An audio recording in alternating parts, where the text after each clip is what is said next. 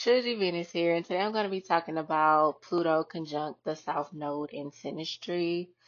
So if you're not familiar with the South Node is basically a point in someone's chart that pretty much represents the type of person that you could have spent your entire past life being, right?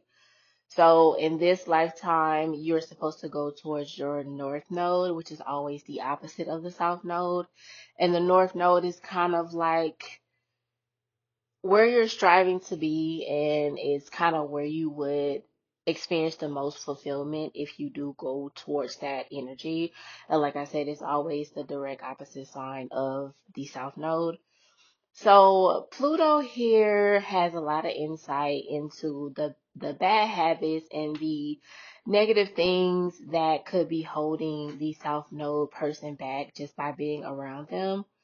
So naturally, Pluto is a healer. Pluto is a transformer. When they're in their best energy, of course, Pluto does have two sides, just like Scorpio has two sides as well.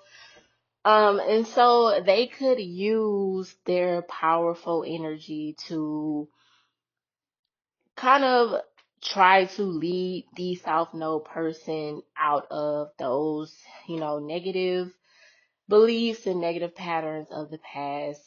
The thing about this though is, of course, if you spent your whole entire past life being a specific type of person, then of course it's going to be hard for you to change and be something that's completely different. So this is where, of course, the Pluto person could experience some, resistance from the South Node person. And of course, a lot of times when Plutonic people are slighted in any type of way, they could kind of get a little bit resentful, right? So Pluto here could become resentful just right off the bat, just because of the fact that they feel like they have good intentions, which they mostly do, you know? They have good intentions for the South Node person, but the South Node person doesn't see it. And because the South Node person is resistant to change, it can kind of cause the Pluto person to be resentful in a sense, right? So this is where you can see the Pluto person kind of using their power. It's like they know they're powerful, right? And the South Node person could know they're powerful, right? Because they could be around the Pluto person and they could just see the way that the Pluto person interacts. They can just tell that, or they just feel like the Pluto person has self mastery, right? So it's like they're looking at them and they're like, this is a person that, has control of themselves. They have control of their habits, and on an intuitive level, the South Node person could feel like the Pluto person is someone that could change their life, or, it's just something about their energy that could make them want to change or feel like they can change or something like that. But it's like, of course, like I said, they're resistant because they're so used to being in a specific energy that it's hard for them to want to kind of go in that direction. You know what I'm saying? So Pluto could, like I said, a lot of times there is manipulation, there is sneakiness, there is, what I'm saying, hidden things that the Pluto could do, and it could be oblivious to the South Node person, or they could know, but most of the time they don't know, because Pluto is very good at concealing things. But like I said, it's all for like the benefit of the South Node person. But like I said, it could get a little ugly before it gets better. Only because, like I said, it's, Pluto does, they do have an ego. They could have an ego. They could feel like, they could put themselves on a pedestal. And they're like, I know I'm, what I'm saying, that person. And so why are you not, what I'm saying, going along with what it is that I want you to do? You know what I'm saying? So it's kind of like Pluto will literally come, they'll mess stuff up, and then they'll leave. But by mess stuff up, it's more like they're messing things up in a way that will make the South Node person kind of change in a sense, right? So this may not be like a long-term aspect.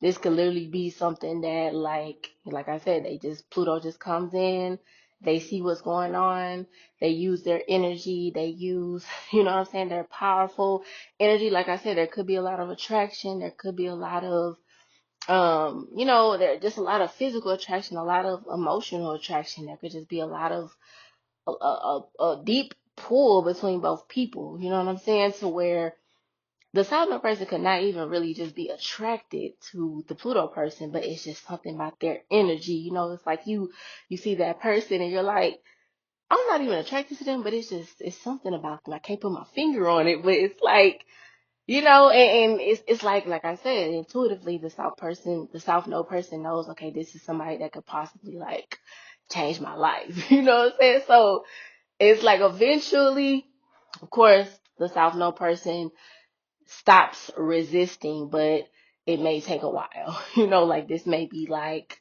something that happens over a long, long, long period of time, right? Because of course, Pluto is a fixed sign. So they can wait it out. They can be there to play out the little games and do all the little stuff because like I said, they see the potential. They know what's there. They know that, they can transform the South Node person. It's just like I said, the way that they go about it, it may be questionable at times, but like I said, it's all for the greater good. But it's like once the situation is over, the Pluto person could just kind of just go about their business because, like I said, it's not necessarily for a means of wanting to like be with that person or have anything like any relations. It could just be for the simple fact that the Pluto person feels like, because I noticed that a lot of times Plutonic, Scorpio energies, they could attract people that need healing, So it's kind of like because the Pluto person recognizes that the person needs healing, it's kind of like they'll stay until the person is healed and then they'll leave, you know? And it's like, of course, that's not always the case because it depends on what else is going on in you guys' chart. Like if you guys have North Node synastry, then of course the relationship could stay. It can have staying power, but it will transform. So it won't be like a situation where the South Node person needs help. It may, the whole dynamic may end up changing over time because, of course, the whole sole purpose of the Pluto person being in a dynamic is because the South Node needs healing.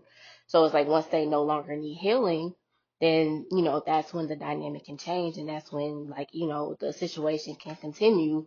But if there's no other, if there's no North Node synastry or if you guys are just really not compatible on a fundamental level, it's like the situation may just end, but it'll be something that, most people will remember because 9 times out of 10, whatever lessons that you guys have learned, during that interaction is like, it's something that will stay with you. So whether, like I said, the Pluto person can come and they can help the South Node person, get out of those, past ways and things that they used to do in the past.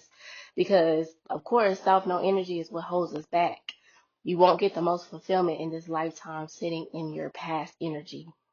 So 9 times out of 10, the South Node person won't be in that energy or they'll know how to navigate that energy better to get more into their North Node energy. So it's like they'll be able to hop on their path, more easy. Like, of course, it's easy to fall back into past patterns because, like I said, you spent your whole past life in a certain energy. Of course, you can always go back.